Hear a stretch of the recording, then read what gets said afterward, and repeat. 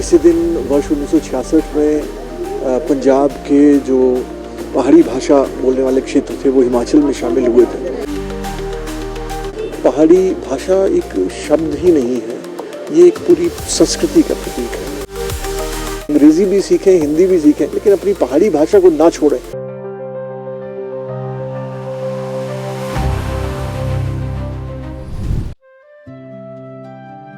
1 नवंबर पूरे प्रदेश भर में पहाड़ी दिवस के रूप में मनाया जाता है। भाषा एवं संस्कृति विभाग हिमाचल प्रदेश में पहाड़ी भाषा के उन्नयन के लिए भाषा एवं संस्कृति विभाग विगत वर्षों की भांति इस वर्ष भी पहाड़ी दिवस मना रहा है। इसी कड़ी में 4 नवंबर को राज्य स्तरीय पहाड़ी कवि सम्मेलन का आयोजन गेयटी थिएटर में किया गया, जिसमें प्रदेश के लगभग 30 साहित्यकारों ने भाग लिया। कार्यक्रम में पद्मश्री विद्यानंद सरैक मुख्य अतिथि के रूप में उपस्थित रहे। राज्य स्तरीय कवि सम्मेलन की अध्यक्षता प्रदेश के वरिष्ठ साहित्यकार रमेश मस्ताना ने की। विभाग के उप निदेशक कुसुम संघाइक ने कार्यक्रम की जानकारी साझा करते हुए मुख्य अतिथि तथा प्रदेश भर से आए विद्वानों का स्वागत किया। इस अवसर पर प्रदेश के प्रसिद्ध साहित्यकार श्री रमेश मस्ताना द्वारा प्रकाशित पुस्तक कांगड़ी पहाड़ीच प्रकाशित साहित्य रीत परंपरा का नया इतिहास का विमोचन कार्यक्रम के मुख्य अतिथि व विभाग के निदेशक पंकज ललित द्वारा किया गया। इस समारोह में आमंत्रित कवियों ने पहाड़ी भाषा व हिमाचली संस्कृति विषयों पर अपनी कविताएं प्रस्तुत की। कार्यक्रम के मुख्य अतिथि पद्मश्री विद्यानंद सरैक ने अपने भाषण में कार्यक्रम में उपस्थित समस्त कवियों द्वारा प्रस्तुत रचनाओं की सराहना की तथा उपस्थित साहित्यकारों को भविष्य में भी इसी प्रकार सृजनात्मकता के लिए प्रोत्साहित किया। उन्होंने कहा कि हमें पहाड़ी भाषा को 8वीं अनुसूची में लाने के लिए एकजुट होकर प्रयास करना पड़ेगा। विभाग के निदेशक डॉक्टर पंकज ललित ने प्रदेश भर से आए सभी विद्वानों से आह्वान किया कि पहाड़ी भाषा का प्रचार प्रसार करना हम सभी का दायित्व है। राज्य स्तरीय पहाड़ी दिवस समारोह के अंतर्गत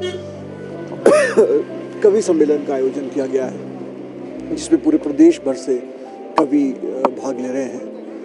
हर वर्ष पहाड़ी दिवस 1 नवंबर को मनाया जाता है। इसी दिन वर्ष 1966 में पंजाब के जो पहाड़ी भाषा बोलने वाले क्षेत्र थे वो हिमाचल में शामिल हुए थे।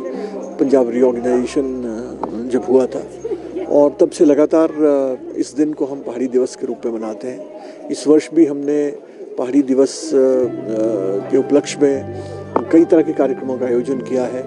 यहाँ 1 और 2 नवंबर को गेयटी थिएटर के एम्फी थिएटर में पहाड़ी हमारे जो फोक डांसेस हैं उनका मंचन हुआ, पहाड़ी लोक नाट्यों का मंचन हुआ और उसके पीछे भी उद्देश्य यही था कि हमारे जो यहाँ के हिमाचल के लोग हैं वो भी और जो विशेषकर जो पर्यटक हिमाचल में आते हैं वो हमारी संस्कृति से रूबरू हो सकें, हमारे लोक नृत्यों से, लोक संगीत से रूबरू हो सकें। और आज हमने ये कवि सम्मेलन रखा है, जैसे मैंने कहा, जिसमें लगभग 30 कवि पूरे प्रदेश से भाग ले रहे हैं। कल राज्य स्तरीय लेखक गोष्ठी का आयोजन किया जा रहा है, जिसमें पहाड़ी भाषा किस तरह से हम इसका और प्रचार प्रसार कर सकें, कैसे इसका उत्थान हो, उस पर व्यापक विचार विमर्श होगा। पहाड़ी तो हमारी अपनी भाषा है और पहाड़ी भाषा एक शब्द ही नहीं है,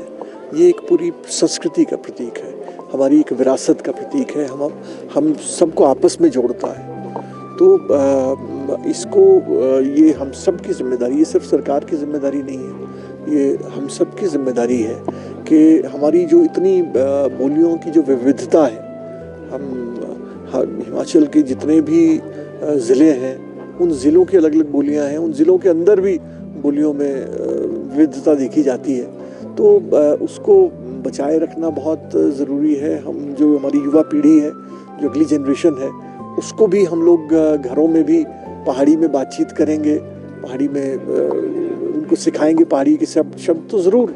हम बाकी भाषाएं भी सीखें, अंग्रेज़ी भी सीखें, हिंदी भी सीखें, वो बहुत अच्छा है, लेकिन अपनी पहाड़ी भाषा को ना छोड़ें, ये बहुत महत्वपूर्ण है। और एक अच्छी बात जो हम देख रहे हैं वो ये है कि आजकल सोशल मीडिया पे काफ़ी पहाड़ी में मैं देखता हूँ लोग कोई ब्लॉग्स कर रहे हैं, कोई दूसरे कर रहे हैं, जो अच्छी बात है। कोई मैंने देखा न्यूज़ एंकर्स भी कोई पहाड़ी में बोल रहे हैं, तो वो अच्छी बात है, उससे पहाड़ी का प्रचार भी होता है और पहाड़ी जनमानस तक पहुंचती है।